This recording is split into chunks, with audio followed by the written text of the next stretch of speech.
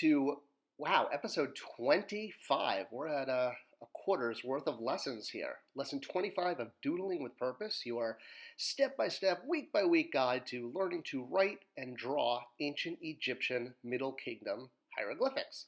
And we got some cool ones today. We're getting into like the heart of it.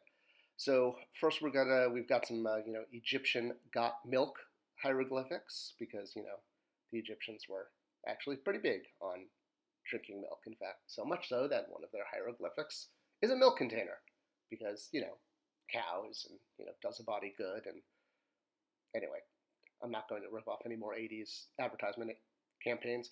After that, we are going to do a hoe, meaning like the thing that you dig crops with and chop things down, that kind of hoe. And then finally, we're going to get into Egyptian games. They obviously knew how to have fun too, and party it down with the pyramids and put their games into their hieroglyphics.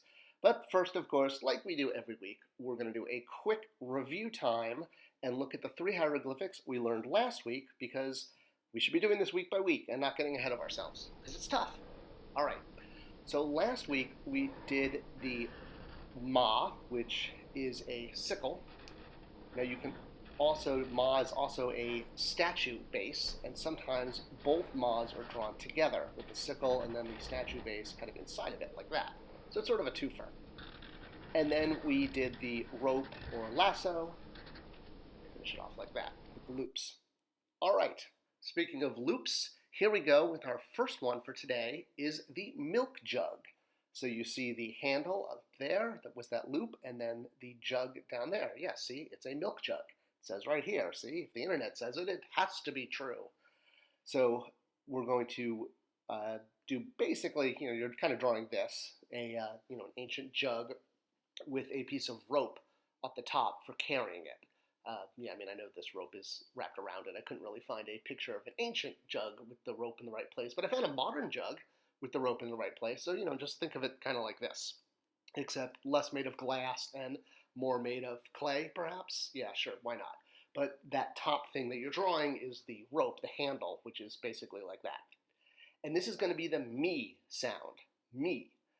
Like a name I call myself, if you're into, Julie Andrews movies.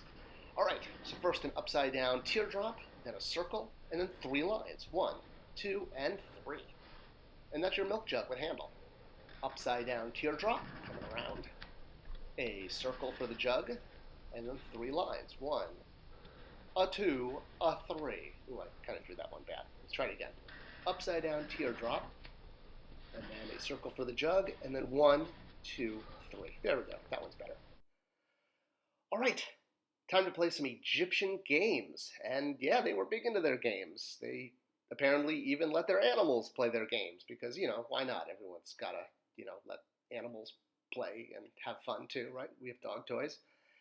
And you might think that they're playing chess or checkers or something like that, but it's interesting.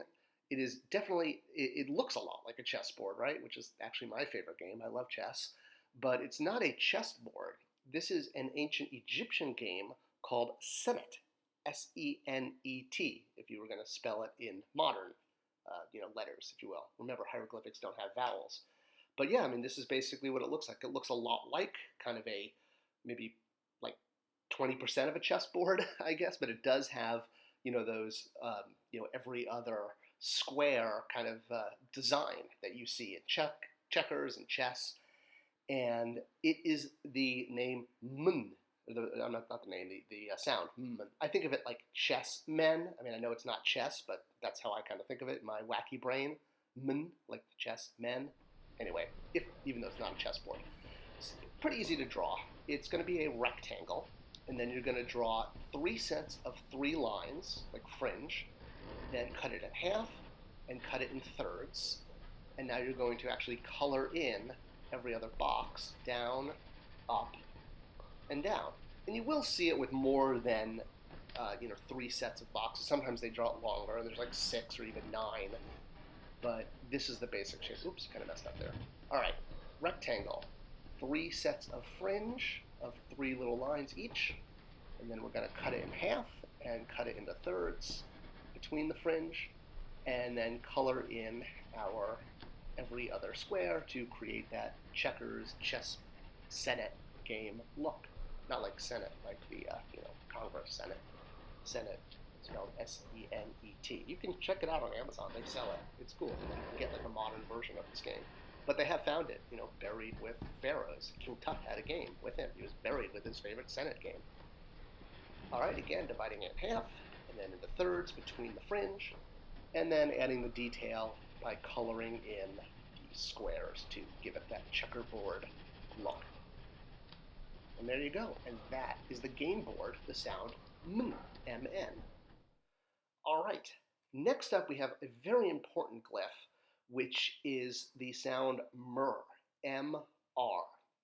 And the reason this is a very important one is because Myrrh is the word for love or beloved.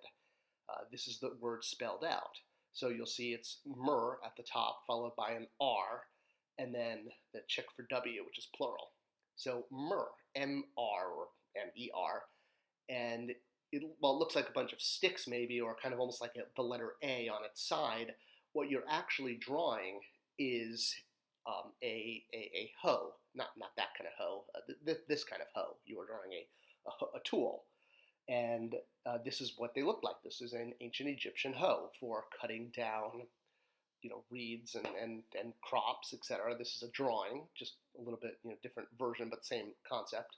But that previous one was an actual one from a tomb. And the symbol of the hoe, H-O-E, is the word for love, myrrh.